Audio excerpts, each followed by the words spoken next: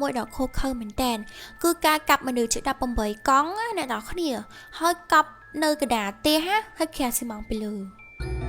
រឿងហ្នឹងត្រូវបានគេរកឃើញនៅប្រទេសម៉ាឡេស៊ីកាលឆ្នាំ1993ប្រទេសម៉ាឡេស៊ីហ្នឹងគឺគេឆោឡោមែនតែនពាក់ព័ន្ធជាមួយនឹងព័ត៌មានហ្នឹងបានស៊ើបអង្កេតឃើញថាអ្នកណាគឺជាអ្នកសម្លាប់បែបហ្នឹងចង់ឲ្យអ្នកទាំងអស់គ្នាចង់ដឹងមកស្ដាប់រឿងនឹងទាំងអស់គ្នានិយាយទៅមានប្តីប្រពន្ធមកគោជីវភាពរបៀបថាសំរុំហើយមានអ្នកបម្រើម្នាក់ដែរអញ្ចឹងណាប្រពន្ធមានឈ្មោះថា Mona Fendi គឺជាតារាចម្រៀងប៉ុន្តែអត់ល្បីទេគាត់របៀបថាខំប្រឹងច្រៀងខំប្រឹងរកមធ្យោបាយដែរតែគាត់នៅតែអត់ល្បីចឹងហើយប្តីគាត់ខំប្រឹងដូចគ្នាខំប្រឹងអីគឺខំប្រឹងបុកលុយបើថាបុកលុយឲ្យប្រពន្ធល្បីចឹងណាប៉ុន្តែនៅតែអត់ល្បីចឹងធ្វើឲ្យពីរអ្នកគាត់ហ្នឹងវាថាបែកកណិតទៅរកផ្លូវល្ងិតបែកកណិតធ្វើជាគ្រូធ្មប់ដែលហៅថាគ្រូស្នេហ៍អញ្ចឹងណាព្រោះថាកាលហ្នឹងអ្នកនយោបាយអីចឹងណាគេចង់ឡើងតំណែងគេចង់ឈ្នះចង់អីចឹងទៅគេទៅរកគ្រូស្នេហ៍ហើយព្រោះជំនាន់ហ្នឹងល្បីមែនតែនហើយក៏មាន client ម្នាក់របៀបថាមានអ្នកនយោបាយម្នាក់អញ្ចឹងណាគាត់សង់ទៅរកគ្រូស្នេហ៍អីចឹងដែរដល់ពេលហើយគាត់បានប្រាប់គ្រូស្នេហ៍ហ្នឹងថាបើសិនជាធ្វើឲ្យខ្ញុំឡើងតំណែងបានណាខ្ញុំនឹងឲ្យលុយអ្នកគ្រូ$200,000ហើយឲ្យដី10កន្លែងទៀតបើសិនជាធ្វើបានណានិយាយទៅពីអ្នកប្រពន្ធហ្នឹងគឺអមែនតែនប៉ុន្តែបន្ទាប់ពីអ្នកនយោបាយម្នាក់ហ្នឹងគាត់បានទៅផ្ទះគ្រូស្នេហ៍ហ្នឹងហើយស្ទើរតែគាត់បាត់ខ្លួនដែរតើគេរកគាត់អត់ឃើញទេហើយមិនត្រឹមតែប៉ុណ្្នឹងកូនចៅគាត់គេបាននិយាយថាអស់លុយ$110,000ទៀតចឹងមានន័យថាថ្ងៃដែលគាត់បាត់ខ្លួនហ្នឹងគឺថ្ងៃដែលលុយគាត់ហ្នឹងចេញពីធនាគារ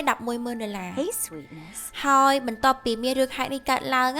ប៉ូលីសគឺបានស៊ើបព័ត៌មានហ្នឹងប៉ុន្តែស៊ើបអត់ឃើញមែនតើព័ត៌មានហ្នឹងគឺបានកប់ជ្រៅហ្មងអត់ដឹងថាអ្នកណាគេជាអ្នកធ្វើផុសតាងនៅណាគឺអត់ដឹងសោះហ្មងប៉ុន្តែថ្ងៃមួយចៃដន្យមែនតើប៉ូលីសគឺបានចាប់បានអ្នកលេងគ្រឿងញៀនម្នាក់ហើយម្នាក់ហ្នឹងគឺជាអ្នកបម្រើរបស់ពីរអ្នកប្តីប្រពន្ធហ្នឹងគាត់លេងខ្នាំលេងអីអញ្ចឹងណាប៉ូលីសក៏បានចាប់បានហើយបានសួរព័ត៌មានហើយមិនត្រឹមតែប៉ុណ្្នឹងលេងអាប៉ែហ្នឹងសារភាពប្រាប់ថាខ្ញុំគឺជាអ្នកសម្លាប់អ្នកនយោបាយហ្នឹងលេងគាត់និយាយសារភាពខ្លួនឯងចឹងហ្មងតែសារតែគាត់ជក់គ្រឿងញៀនជក់អីចឹងទៅពេលចឹងហើយប៉ូលីសក៏បានរកឃើញអញ្ចឹងណាហើយបានប៉ូលីសបានសួរថាហើយណាគេចូលដៃមួយអ្នកឯងហ្នឹងសម្រាប់អ្នកនយោបាយម្នាក់ហ្នឹងអញ្ចឹងណាហើយលេងវានិយាយថាខ្ញុំបានចូលដៃមួយអ្នកស្រីលោកប្រុសខ្ញុំកាប់សម្រាប់អ្នកនយោបាយហ្នឹងដើម្បីផ្លន់លុយ$110,000ហ្នឹងលេងនិយាយអញ្ចឹងហ្មង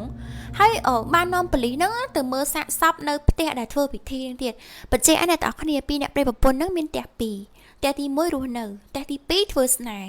អញ្ចឹងផ្ទះធ្វើស្នេហ៍ជាផ្ទះដែលបែកបាក់ផ្ទះកំពុងសាងសង់ហើយបុរសដែលជាអ្នកនយោបាយគេសម្លាប់ហ្នឹងកាប់18កណាត់ហ្នឹងបានកប់នៅកណ្ដាលផ្ទះនិយាយទៅកណ្ដាលផ្ទះហ្នឹងគឺវាជីកដៅដាក់សាកសព18កង់ចូលហើយខ្រាស់ស្មងពីលើដល់ពេលហើយអ្នកបម្រើហ្នឹងបាននាំប៉ូលីសទៅដល់ពេលហើយវិបានវាយស្មងវាយអីចឹងណាហើយប៉ូលីសក៏បានរកឃើញសាកសពដល់ស្អុយឲ្យលុយរយៈពេល7ខែហ្នឹងអូយរឿងហ្នឹងគឺសាហាវមែនតើ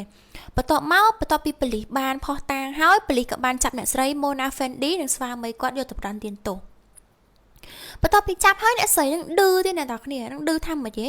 ខ្ញុំបានយកលុយ$110,000ហ្នឹងទៅកែមុខឲ្យក្មេងជាងមុនទិញឡាន Mercedes ហើយនឹងទិញអាវប្រេនពាក់ព្រោះខ្ញុំចង់ល្បីលេងនិយាយចឹងហ្មងបន្ទាប់មកតឡាការគឺបានចាប់គាត់ផ្ដន្ទាទោសសួរចម្លើយអញ្ចឹងណាហើយប្លែកមែនតើអ្នកនរគ្នាដឹងម៉េចទេគ្រប់ការកោះហៅរបស់តឡាការទាំងអស់ហើយអ្នកស្រីហ្នឹងគឺពាក់អាវប្រេនគ្រប់ពេលពាក់អាវប្រេនហើយផាត់មុខចងសក់អីឡើងដូចជំទាវហ្មងហើយពេលដែលឃើញអ្នកកសែតរបៀបថាគេថតអញ្ចឹងអ្នកស្រីគឺញឹមគាត់តែញឹមដូចគាត់ហ្នឹងតារា Hollywood ចុះមកពីឡានបាយគេអញ្ចឹងវាអញ្ចឹងហ្មងអ្នកនរគ្នាអត់មានថាភ័យបារម្ភគេកាត់ទោសអីអញ្ចឹងណានិយាយទៅរឿងហ្នឹងគឺវាស្មុគស្មាញមែនតើនៅតែអត់ទាន់យល់បន្ទាប់មកតុលាការក៏បានសម្រេចចិត្តកាត់ទោសអ្នកស្រីហ្នឹងកាត់ទោសប្រហារជីវិតរបៀបថាកាត់កចោលអ្នកនរគ្នាកាត់កអ្នកស្រីហ្នឹងជាមួយប្តីគាត់ហើយនឹងអ្នកបម្រើហ្នឹងកាត់ទោសហ្នឹងនៅថ្ងៃទី2ខែ11ឆ្នាំ2001អញ្ចឹងតំណតែធ្វើការកាត់ទោសហើយហ្នឹងគឺវារបៀបថា8ឆ្នាំដែរហើយអ្នកស្រីហ្នឹងនិយាយទៅគេភ្ញាក់ផ្អើលមែនតើឲ្យតែគេមើលឃើញព័ត៌មានហ្នឹងលើកណាក៏គេជន់ឆ្ងល់ថាចេះហេតុអីបានអ្នកស្រីហ្នឹងដូចអត់មានខ្លាចច្បាប់ខ្លាចអីអញ្ចឹង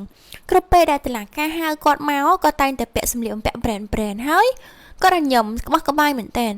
ហើយមួយទៀតអ្នកទាំងគ្នាភ្ញាក់ផ្អើលមែនតើមុនពេលដែលអ្នកស្រី Mona Fendi នឹងគាត់ស្លាប់គាត់បាននិយាយពាក្យជាម៉ាឡេស៊ីមួយម៉ាត់ថាអញ្ចេះអាគូតាកាន់ម៉ាគីបបប្រែជាខ្មែរមានន័យថាខ្ញុំអត់ខ្លាចស្លាប់ទេគាត់របៀបថាគេរៀបកាត់ទោសគាត់ហើយគាត់និយាយឲ្យអញញឹមចឹងខ្ញុំមិនខ្លាចស្លាប់ទេគាត់និយាយចឹងហ្មងអ្នកទាំងគ្នាមិនតែប៉ុណ្ណឹងគាត់ថែមទាំងផ្ដោស្នាមញញឹមទៀតហើយគាត់ជះអាវប្រេនគាត់អីអញ្ចឹងណាមូលហេតុដែលអ្នកស្រីនឹងធ្វើបែបហ្នឹងដោយសារតែការលើកមុនអ្នកទាំងគ្នាដឹងអីគាត់ជាតារាប៉ុន្តែគាត់អត់ល្បីទេដល់ពេលឥឡូវគាត់ល្បីគាត់ទៅជាឆ្លក់វង្វេងនឹងភាពល្បីរបស់គាត់មុននឹងពេលស្លាប់ហើយគាត់នៅតែញឹមចឹងហើយគេមានការឆ្ងល់មែនតើបន្ទាប់ពីគេបានកាត់ទោសអ្នកស្រីហ្នឹងហើយម្នាក់គេនៅលឺថាដកចិត្តថាគិតថាហេតុអីបានជាអ្នកស្រីហ្នឹងគាត់និយាយពាក្យហ្នឹងរហូតគាត់ដូចមិនមនុស្សចឹងណាគេគិតអញ្ចឹងណាចឹងបើសិនជាអ្នកទាំងអស់គ្នាស្ដាប់រឿងហ្នឹងហើយអ្នកទាំងអស់គ្នាយល់មិនដែរសម្រាប់ខ្ញុំស្ដាប់ហើយគឺ possible មែនតើដោយសារតែកាប់ជាមនុស្សជា18កង់ហើយដាក់នៅកណ្ដាលទេហើយជាពិសេសអ្នកស្រីហ្នឹងញញឹមគ្រប់ពេលវេលាគឺអត់ខ្វល់ហ្មងចឹងបើសិនជាអ្នកទាំងអស់គ្នាចូលចិត្តជាមួយនឹងឧក្រិដ្ឋកម្មហ្នឹងចូលចិត្តជាមួយនឹងការសម្ដែងរបស់ខ្ញុំកុំភ្លេចឲ្យបេះដូងជាមួយនឹង follow TikTok ខ្ញុំហើយនឹង follow IG ខ្ញុំផងហើយអ្នកទាំងអស់គ្នាជួបគ្នាវីដេអូក្រោយ